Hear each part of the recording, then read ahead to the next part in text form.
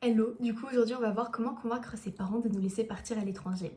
Donc pour cela, nous verrons comment convaincre les parents en 4 étapes. Donc d'abord, il faut bien évidemment être renseigné. C'est-à-dire qu'il ne faut pas du tout faire comme moi où quand la première fois je leur avais présenté l'idée d'année d'échange, j'ai été très mal renseignée, j'étais pas capable de répondre aux questions les plus basiques et ça a été un non catégorique. Donc après plusieurs mois où je m'étais vraiment renseignée, discuté avec d'anciens étudiants d'échange, et ben d'un non on est passé à un oui. Et bah maintenant je pars bientôt, donc il faut vraiment être renseigné. Donc pour être renseigné, il y a plusieurs façons de faire. Tout d'abord, on pouvait trouver d'abord un organisme qui vous conviendrait.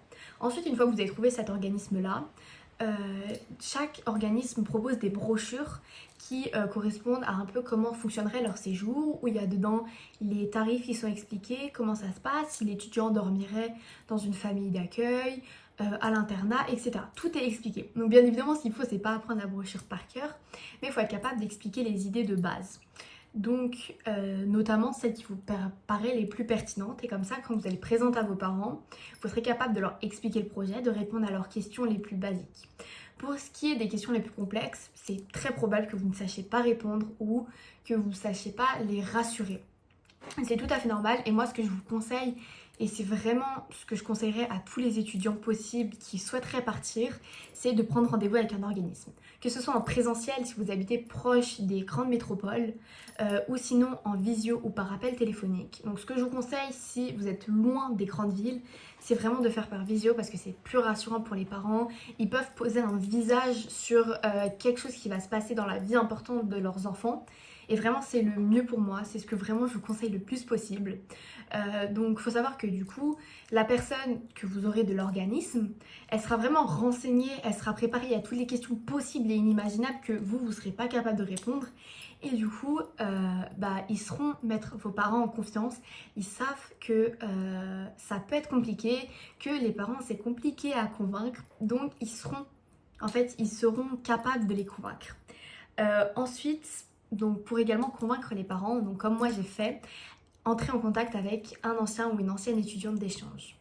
Donc le top du top, c'est vraiment avec une personne, avec l'organisme que vous souhaitez avec lequel vous souhaitez partir, parce qu'en fonction de chaque organisme, il y a des choses qui vont être différentes.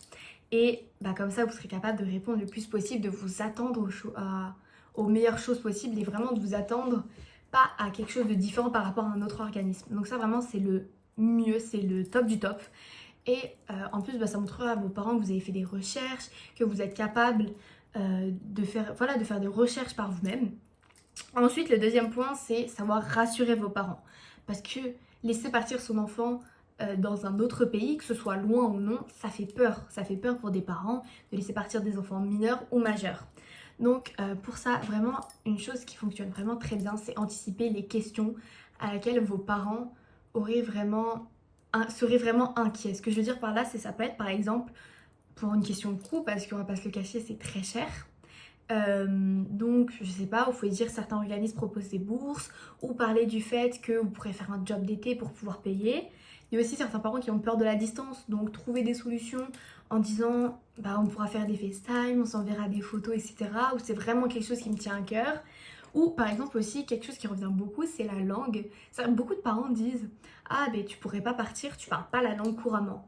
En fait le truc qu'il faut savoir c'est qu'il faut pas du tout parler la langue couramment pour partir parce que sinon l'année d'échange n'a plus trop d'intérêt, j'ai envie de dire, parce que tu vas pas progresser comme tu l'aurais souhaité et tu risques à la fin de pas t'attendre à ce que tu aurais espéré.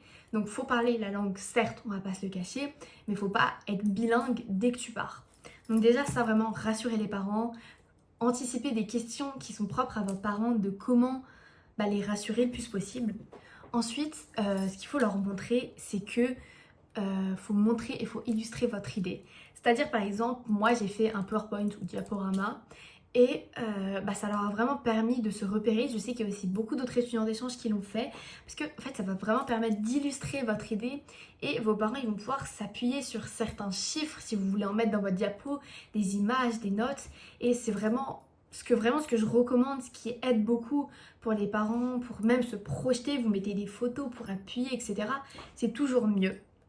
Et enfin, le dernier point, qui est tout aussi important, c'est montrer que c'est une idée qui est réfléchie. Il faut pas arriver en disant ah bah j'ai vu quelqu'un qui avait fait ça ou ah j'en ai entendu parler et j'ai aussi envie de faire ça. Parce que déjà c'est quand même sur une durée de 2, 6 mois, 1 an, donc c'est quand même quelque chose de long. C'est un certain prix, c'est quand même des sacrifices à faire. Et si vous montrez que bah ça a apparu comme ça dans votre tête et que voilà vous avez envie, ça va pas convaincre vos parents, ça va pas les mettre en confiance.